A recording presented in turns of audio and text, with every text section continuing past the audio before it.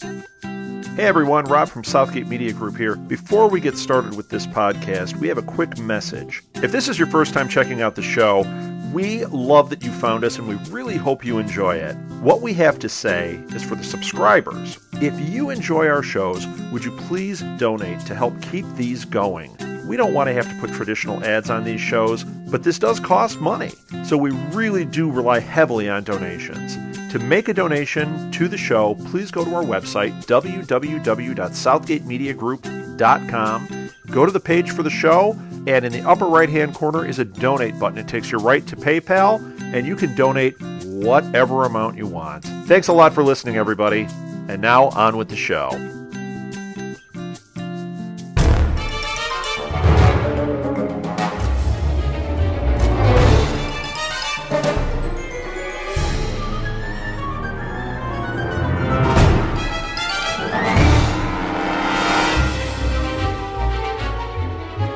Welcome to the world's finest, the DC Comics Review, the weekly review of all DC Comics, well, most of them.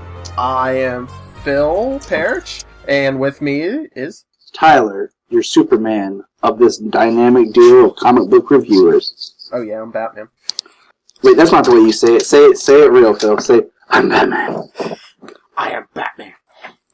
Alright, you want to start with the Bat books? Yeah, we can start with we'll kick it off. I'll go first, if that's cool. Yeah, but just wait. These Bat books are brought to you by Before the Bat, the Gotham podcast, our podcast about the show Gotham and all things Batman with Kelly. Yes, Take it away, sir.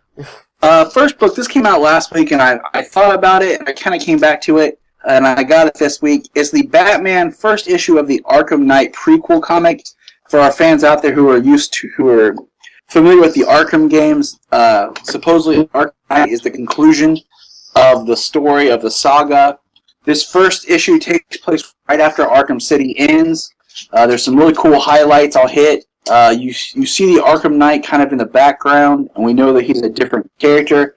I have two theories on who he might be, and I don't know how many issues this series is going to be, but it definitely ends with a continuations book, so we'll see. The game comes out in June, so I'm thinking maybe a 3 or 4 issue setup, but it's really good. It's cool to see a Batman book that's kind of out of continuity, just with all the other Bat reading that you have. Sometimes it's hard to put your mind back into where the story takes place, but I would give this book a 3. A 3? Yeah, 3.5. 3 or 3.5? I give it a 3.5 because it's really good, but I feel like it's a lot of setup. Yeah. For building into the meat that will be the game. And I like the Arkham series games. Even I liked Origins game. Some people didn't, but I just felt it was a really good game and it had a good story and they're fun to play. And you said continuity. What's that anymore? It's that thing that we'll be talking a lot about starting in June. The continuation, the absence of. They're going to say in April, May, it's going to be the thing we're going to be saying, yeah, every book's different continuity. Yeah, if you want to know what happened before this, go back to 1985. Pick up this book. Alright, what other Bat book did you read, Phil? I got Red Hood and the Outlaws number 40. Okay. It's the last issue, so it kind of cleans it up. They kind of beat the alien army pretty quick, and then they all go their separate ways. And it's the last issue because when they come back for Convergence, they're going to have a Red Hood and Arsenal book and then a separate Starfire book. Convergence. Yeah, that's the thing about a lot of these books this month is they're all right, but you know, they all seem rushed because it's like, let's clean stuff up and at least enough to get in the Convergence. Yeah, like some of the titles this is their last one. So what would you give the book? I think I'll give it a 3. Okay. It wasn't too bad. Did you get any other books besides Batman Eternal? Nope, that was the only Bat book I got, was the Eternal and the Arkham Knight. Alright, let me jump into some of these other ones then, before we get to Batman Eternal. The next was Batwoman 40, and it kind of shows, remember how I said Batwoman was a vampire? Yeah. Well, it seems Nocturna just hypnotized her into thinking she was a vampire. That's cool. I like that. Yeah, it's the easiest way to get out of it, I think. Without having to go, yeah, vampires exist, which they talked about in Supergirl, in Batgirl. Yeah, but Morgan Le Fay's also on the loose, and Batgirl's like put together a team of her crazy sister, Etrigan the Demon, Clayface, and Ragman have to like stop Morgan. That's cool. I like Etrigan. Yeah, but they didn't finish the story. I think in 2 weeks, like the last week before full Convergence, the story's continued in the Batwoman annual. Oh, so we might get some annuals to help tie up some things. Okay. Annuals are always so weird because sometimes they come out when you can predict them, and sometimes you forget, and like, oh, but here comes the annual, and you're like, oh, yeah. Well, DC's New 52 plan was supposed to be that annuals came out every, like when a month had a 5th Wednesday, that's when the annuals were supposed to come out. Huh. That I did not know. Yeah, but at least this time, some of these books, yeah, the annuals are cleaning them up. I think April 1st is when they come out. Okay. Alright, but Batwoman 40, I give that a solid 3. That book to me has been a little hit and miss. I read some at the beginning. I liked some, and then some I didn't. It's just the writers, different ones at different times. Alright, and the 2 other ones I got were Batgirl Endgame number 1. See, I thought about that one, and then I was just like, how much money do I have? Did you take a look inside it? No, I stopped at the shop I stopped at because I didn't get to my usual shop. The guy was just kind of like, hey, whoa, get your book, what you doing? So I just grabbed some and was like, I'm out. So what, your guy at the store was like, hey, what are you doing, buy more stuff? Why would I want you to buy more stuff? He doesn't want me to open because he's one of those people that in his shop, everything comes in already bagged and board when he puts it out. So... Yeah, see, the place I go, the guy doesn't, I don't know if he even bags them except for his subscribers. Yep, the one shop I go to is just you grab the books yourself, and then if you want a bag and board, you buy it on the way out. But this whole issue, it's one of those silent issues. Okay. Like, it's just Batgirl fighting off the hordes and, like, trying to protect people and, like, save the bridge that's going out of Gotham. But the only, like, words you see are, like, text on her phone, and you see a ha ha ha ha ha ha from the Joker. That's cool. Yeah, so it's a whole silent issue, and it's pretty much just action. But I'll give it an 8. The art's pretty good. I like the attempt. I give it a 3.5. Okay, I think you gotta be a really, really good writer to pull off the kind of silent book. You know, that whole idea without a lot of dialogue. You need to really know your story and your action. Because I mean, sometimes in comics, I like to read the story. Like, the action's cool, but a lot of times I like to read what's going on. Yeah. Yeah, I like some text. I mean, I don't like a Chris Claremont X-Men where they half the page is words, but I like a little bit of dialogue. Exactly. But if you want a Batgirl with words, Batgirl 40 also came out. Okay. And Batgirl and her friend, her roommate, they have to, they shut down this artificial intelligence program that Barbara was working on. And it's like her mind was the basis for it, and it thinks it's Batgirl, but it was ready to destroy the city. And Barbara Gordon's like, well, if you're Batgirl and you want to save the city, you can't do this, all this, and blah blah blah. So the program wipes itself out. That was the secondary Batgirl that we talked about before. Interesting. And she gets help from Black Canary. And this kind of sets up, there's a Black Canary book coming out after Convergence. It kind of sets that up, too, because I guess in the New 52, Black Canary's like a rock star. Yeah, her book's going to be interesting. Yeah, I guess she just got a big record deal, and she's going on tour, so that's where it's going to pick up in June. Yeah, nothing like saying I'm a rock star and a superhero. Mm-hmm. But this one was pretty good. I'll give it a 4. Interesting. I like the Batgirl book. It's been really good. Everything I've read I really liked. Mm-hmm. And let's get the Batman Eternal, number 50. That was my last Bat book. Alright, Eternal. The ongoing, never-ending Bat series. Yeah. The like we talked about before, this book is interesting. The art was good. I liked the art when the series first started, but I understand a weekly book, you're going to have different artists take over. This book picks off where Batman came down and stopped all the villains, like when they were fighting all the Bat team. It's kind of hard because I keep thinking, like, why are they fighting all the villains? And then I'm like, oh yeah, it's in regular Batman that the villains are actually helping. You have Gordon attacked in prison, but he's okay. The Scarecrow gets Batwing. Batman's everywhere. Firefly shows up, which was pretty cool. But it's all building, like, there's all these little parts where, like, out of nowhere Batman shows up. Like, he stops Mr. Freeze, she was fighting with Bluebird. He pops in and helps out Red Robin and Batgirl. Like, then he goes and he finds a message he gets. He sees the bat symbol, and it's revealed who's been behind this whole Eternal the whole time. And Phil, I don't know if you felt like me and you were just kind of let down and left kind of, huh? But do you want to tell him who's supposedly the big villain behind the whole Bat Eternal scheme? Well, supposedly it's supposed to be Cluemaster, but I don't think he may be one of the masterminds, but I don't think he's the whole picture. See, that's how I felt, because the way they're like, and the mastermind is, and they're like, Cluemaster. I was like, really? Well, you know what else? Cluemaster? Well, there's a big piece of the puzzle missing, because in one of the issues, his daughter, Stephanie Brown, spoiler, for some reason, she was convinced that the mastermind was Bruce Wayne. Yeah, I know. And I don't think Cluemaster didn't call Batman Bruce or anything, so I don't think he knows Batman's identity. So I think there's someone else who knows Batman's identity. It's a good thought. Well, we have 2 more issues, I think. Well, since we both read this one, what do you think? I give it a 3. A 3? Yeah. I'll go 3.5. We at least got some more Batman. There's like some issues where we like hardly get any Batman at all. That's true. And it's Batman Eternal with no Batman.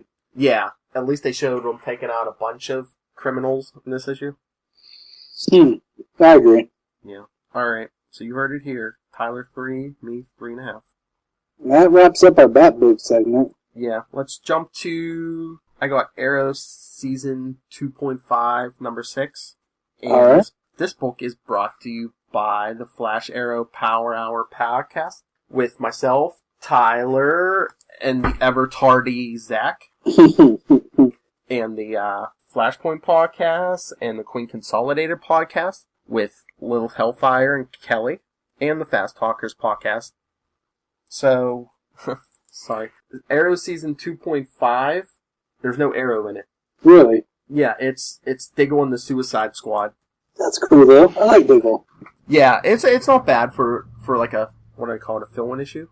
Okay.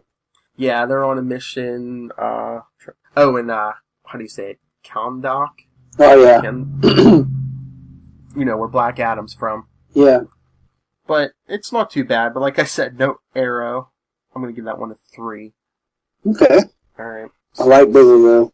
Yeah, Diggle was good, but I don't know, it just seemed kind of rushed. But let's jump to our Superman books. Woo! And this portion is brought to you by The Last Daughter of Krypton, the Supergirl podcast, hosted by Tyler Patrick himself. Hello. Alright. Excuse me. We will start this off with Supergirl number 40. This is kind of a sad book. Because Supergirl number 40 is the last book of Convergence, and Supergirl's not one of the titles coming back after Convergence. So, it ends with the final battle on the Crucible. Mm-hmm. It ends with, they're going to release an army of clones. Clones of who?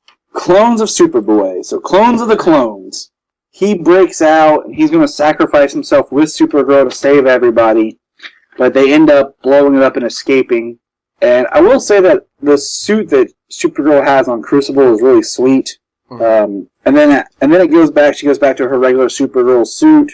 She has an interesting words exchange with Maxima. They're friends now. And then she goes back to New York. And it's kind of wrapping everything up kind of nicely. Little story where she's making coffee. She's working. She's talking about how she feels different and being back on Earth's yellow sun.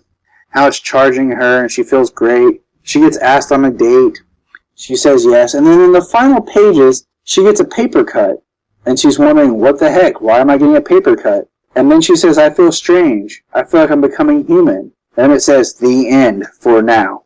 And that's where we leave Supergirl before Convergence. So we don't... I kind of am like, okay. Alright, I had a question for you as, like, the Supergirl expert. Oh, yeah. The expert of a character whose continuity is more convoluted than almost any other character. Yeah, I know. But, do you think they're doing this maybe to be closer to the TV show? Do you think maybe she's not going to be quite as invulnerable in the show? I wonder how they're going to do it, like if she's going to build up to it or what. And one of my ongoing theories with them ending this and then probably bringing her back closer to the time of the TV show is I feel like a lot of the redesigns are trying to tie in with the other media. Mm-hmm. And we'll talk about this when we've seen the pictures of what the new Flash's costume looks more like the New 52 mixed with Grant Gustin's costume. Mm-hmm. Superman's costume is yet to be. I don't even know what's going on there. We'll talk about that later. But even maybe not even for the TV show. Do you think maybe for like story wise they're gonna try to like kind of depower the Kryptonians a little bit? They always say that, and I wonder because it feels like it's this ongoing. We build them up, we gotta bring them back down. Doesn't mean. Yeah. Well, they did that after Crisis on Infinite Earths. They brought Superman's power level back down, but then after like 10, 15 years, he was able to move planets again. So, it could be a cycle. I don't even know if I have enough information to make a theory on what's going to happen, because I'm not really sure where Convergence is going to go. Mm-hmm. And especially with the character whose book's being discontinued and there hasn't been any word about will she appear anywhere else. Mm-hmm. So, I don't know what's going to be going on with Supergirl. So, what rating do you give the book? I give it a 3, because I feel like it tries to wrap up the Crucible too quickly and then leave us on a cliffhanger that has no sight. Like, there's nothing, like, oh, she's turning human? That's cool, but for now. Like, we have no idea where it's going to go next. For all we know, that could be the end of Supergirl until she comes back in some other book. So, it's kind of disheartening, but I hate to see the book go, because I think it's been really, really done well for the character. I think it's the best care we've seen. It'll be back in some form in the fall when the TV show comes on. Yeah, it'll be back. It'll just be, we'll probably get a Supergirl in continuity, and then we'll get a Supergirl spin-off book, just like they do with Arrow and Flash, the shows. Or unless they try to make the continuity book closer to the TV show. That would be funny, risky, and weird. But we'll see. I mean, it's a character they're definitely trying to build up, so you can tell they have a plan for it. Yeah, but I'll give it a 3 also. But folks, Tyler Patrick being rough today. Nothing above a 3.5. Well, we haven't got to Superman yet. Ah, yes. And then we have Superman 39, which is cool because this isn't the last book before Convergence. We have one more to go. And where the book left off was Clark told Jimmy that he's Superman. And he's standing there in his new Superman suit that premiered last issue. Jimmy doesn't believe that Clark is Superman because after the power flare, he doesn't have all his Superman powers. Now, one thing that I liked about this was when Jimmy was talking to him about the glasses, and Clark says, when he puts on the glasses, they actually change the shape of my eyes, and they dull the color, so they don't look like Superman's. I thought that was really cool. I never thought about him having glasses that are that powerful that change his eyes and his eye color. But this is... Go ahead. I was going to say, I was afraid they were going to cop out when Jimmy was like, oh no, you're not really Superman. I was like, oh, they went through all that, and now it's going to be Jimmy doesn't believe him. And, yeah, I agree, because I was like, man, I don't want any more of this cop-out junk. And the rest of the book goes where Superman and Jimmy are out in the park. He tries to save a kid, he does, and he cuts himself, and Jimmy's still like, I don't believe it. Mm-hmm. And then they go to where there is a guy with a gun to the head of somebody else. And Clark runs off, turns into Superman, and shows up. And is standing there talking to the guy, and he talks him down. All the time, Jimmy knows and Clark both know that if he gets shot, Superman's going down for the count. His powers still aren't back yet. He eventually talks the guy out of it, gets the gun. Jimmy and Clark are walking off. Clark's trying to hide because he can't change in his costume real fast. And then all of a sudden, he starts to float and elevate. And Jimmy is immediately realizes, I knew it, he was Superman, and then they're just kind of talking and chilling. And the book ends with Clark receiving something in the mail, and he pulls out, it's black with the red Superman S, and it's a blank notebook. And there's some character that says the future is unwritten. And that's where it ends. And I give this book a 4.5. 4.5? And I do that because I like the story, because I like that it shows Superman's character. It focuses on, even though he doesn't have his powers, his ability, he's still going to put himself out there to help and protect people, even though he could have been shot. I love that kind of story that focuses more on his character than just his powers, and that's what makes him Superman. And I will say, I'm not a huge fan of Romeda's, John Romita Jr.'s artwork, especially in Superman. I thought it's inconsistent, and I hate that he's the only one that's drawn the new costume. Mm-hmm. You know, even though Superman's costume is slightly different, I'd like to see another artist tackle it too, just to see what their look would be on it. And so I'm not a huge fan of his artwork. It's not horrible. It's definitely his own style and different, but it just doesn't. It's not the kind of artwork I'd rush to buy. Yeah, I'll give it a 5. I like his artwork. Hey, that's okay. We can agree to disagree. Yeah. And I think you like what you were saying, it was right. You get more into the character of Superman. So it's a great book, kids. Go out and buy it. And the last Superman book, I'm not going to go into it much. Batman Superman 20. It's just like clean up. It's like, hurry up, let's get this story done. Yeah. Let's get everyone back in Kandor, shrink down. Boom. So, Batman Superman, I'm giving a 3. Okay. Alright. And let's zip through these last few and get to our news story. But, the final portion, these last 3 books, were brought to you by Channel 52, the DC podcast, hosted by Tyler Patrick, such a busy man, Lilith Hellfire, and Charlie. Alright. The first one is Green Lantern New Guardians number 40. What's going on with the Green Lanterns? Well, they were setting it up like they were going to kill off Kal Rayner, but they didn't. Okay, that's good, because I like Kyle. Yeah, basically he has the life equation in him, or the white ring, the white power ring. Okay. And, like, he has a darker side, Oblivion, who says, you know, I have to kill you, or otherwise you're eventually going to try to, like, rule the whole universe. So Kal figures out that he can basically stave off the influence of the white life equation, because he said no one person can handle it themselves. So he splits his ring, 5 or 6, into 5 or 6, and splits the life equation between them all. Okay. And that way he's not too powerful. That's really cool, though. Yeah, so basically, he's still out there with, he's dating Carol Ferris now. Oh, snap. Yeah. Although he proposed at the end of this issue, and she said no, it's too soon. Oh, man, Kyle. Mm-hmm. But yeah, I don't know if we'll see them in Green Lantern Lost Army or whatever, but I guess we'll see. But I'll give it a 3.5.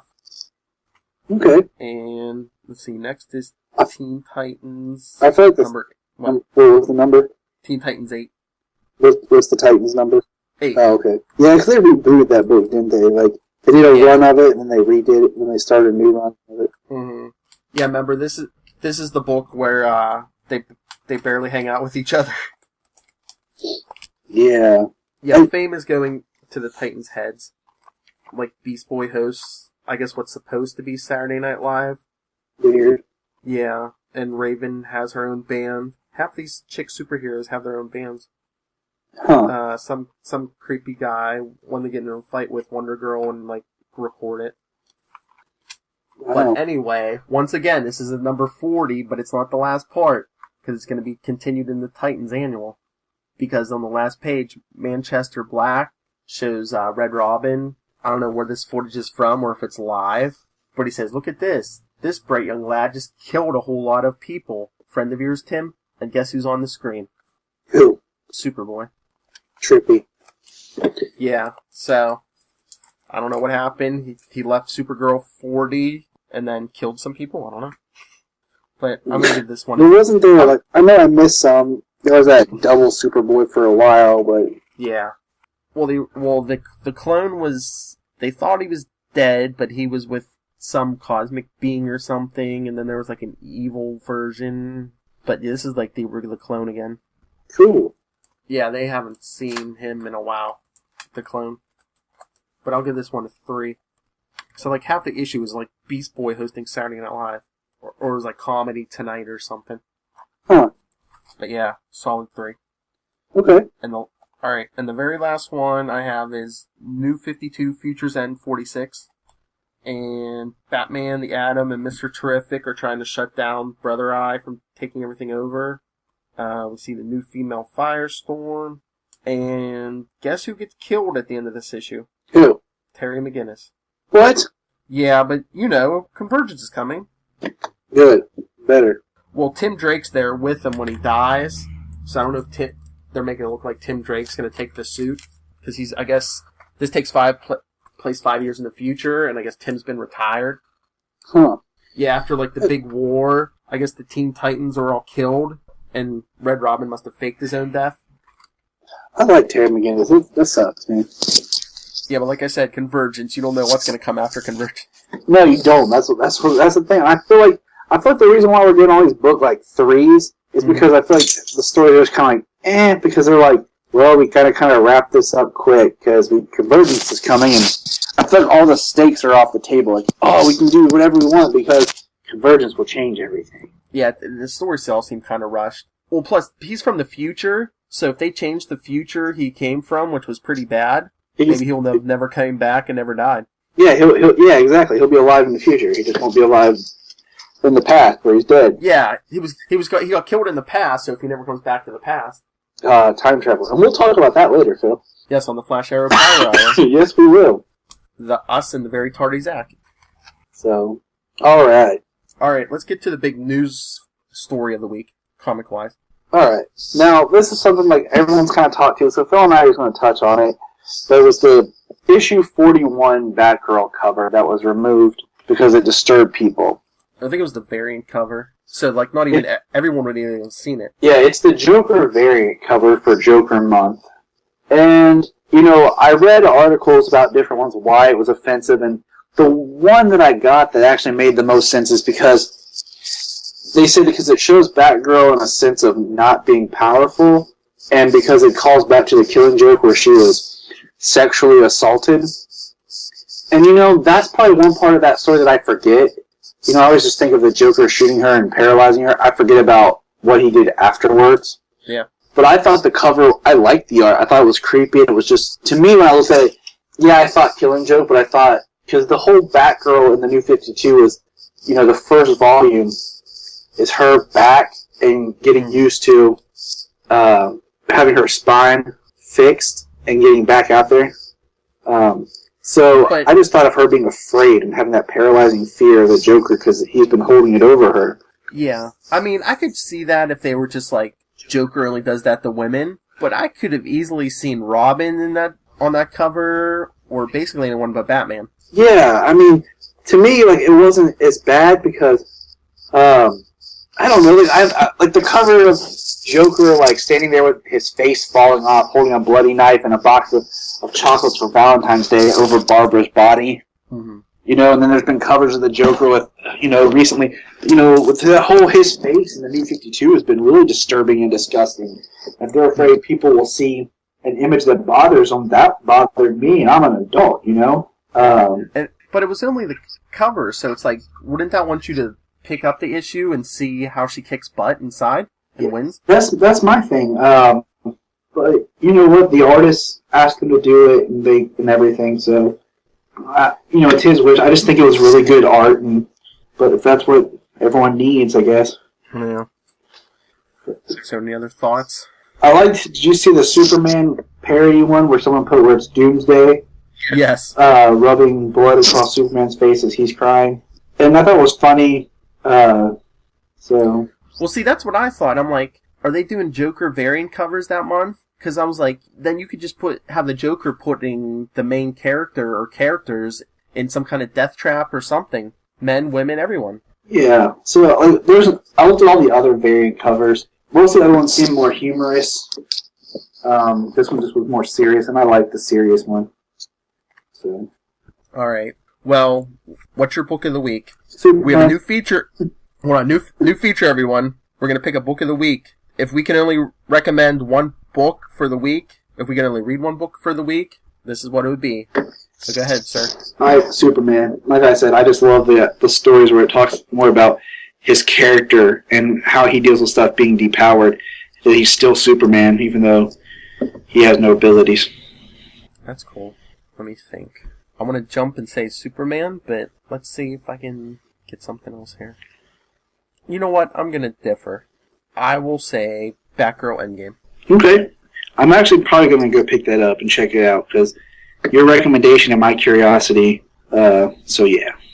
It's a quick read. I mean, the story's good. It's a lot of just a lot of action. But if you want a nice quick read, enjoyable read, yeah, I would say Batgirl Endgame 1. Cool. All right. So, you want any recommendations, questions, yell at us, get a hold of us. You can email me at nightwingpdp@gmail.com. On Twitter, I'm at nightwingpdp. And Tyler? On Twitter, I'm at jtypatrick, and you can get me at jtypatrick@gmail.com. Alright, well that's it for this week. Come back next week. We'll have more information for you. Next week's books. See what else? And for Convergence. Yes, and we'll guide you to the gates of Convergence. So until next week, this is Phil, your Batman. This is Tyler, your Superman. Convergence is coming.